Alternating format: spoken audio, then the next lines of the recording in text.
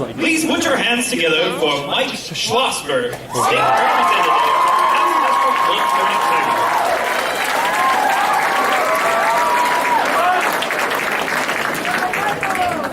132. This is fun.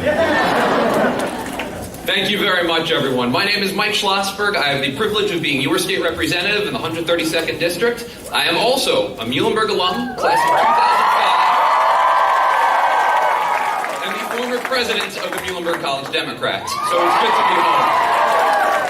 Now, as you can imagine, I live in Allentown. My wife and I live in Allentown, and we are very lucky.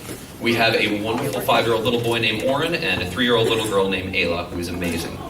And never, in my wildest dreams, did I think that I would have to talk in code about issues related to the election and make sentences such as, well, the Republican nominee Donald Trump really hates kittens. And I do want to tell a story about this election and my kids.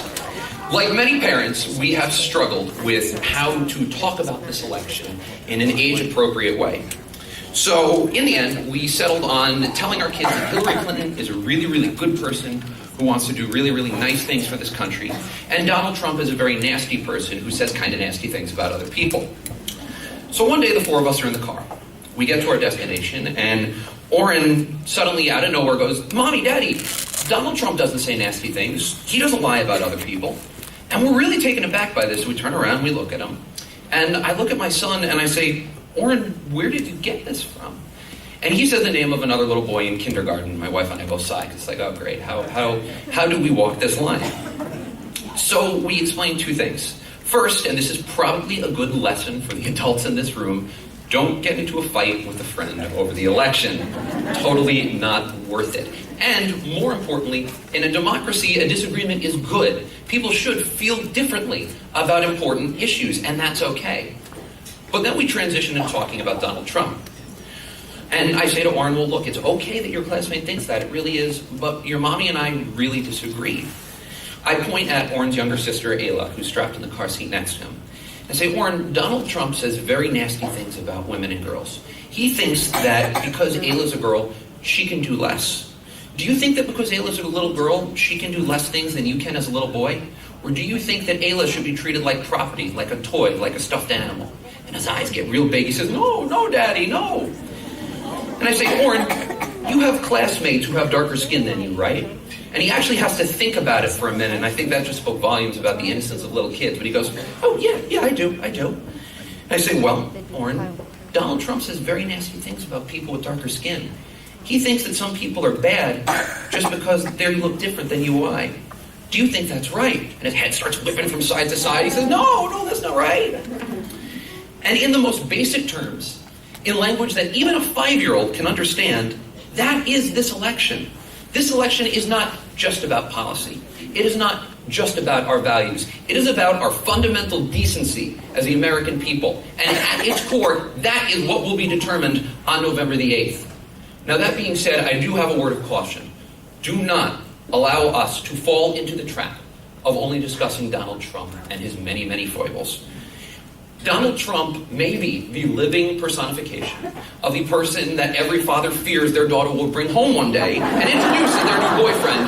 But that can't be the only thing that we talk about in this race. Because if it is, we lose. And more importantly, we have a fantastic product to sell in Hillary Clinton and Tim Kaine, and we cannot lose sight of that.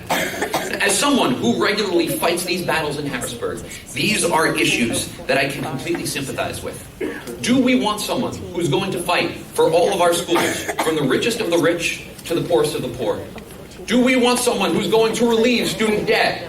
This is the part where you guys react, because I'm not going to relieve student debt. Nice shirt. And I feel your pain. Do we want someone who's going to fight for a vital reinvestment in American jobs and in American infrastructure, things like roads and bridges? Do we want someone who's going to fight for a better healthcare system and to improve Obamacare, not repeal and replace it with a plan that, in all fairness, probably only exists in Donald Trump's head, the exact same place where he thinks he actually has respect for women? This election, like every election, is about choices. A fundamental choice between beating down our most vulnerable or lifting them up.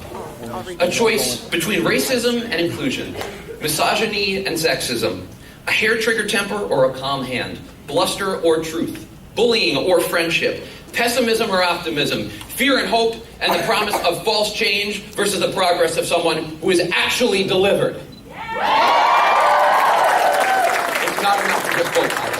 You have to vote on November 8th, and I know exactly where your polling place is. It's right out there. So any of you students who don't vote, it better not be because you didn't get a ride to the polls. But more importantly, you have to tell your friends to vote. And we've got 13 days left. And in 13 days, we can make extraordinary history in this country, in this state, and in this city. Go volunteer for the Clinton campaign. Help elect Democrats up and down the aisle. Let's win in 13 days. Thank you very much.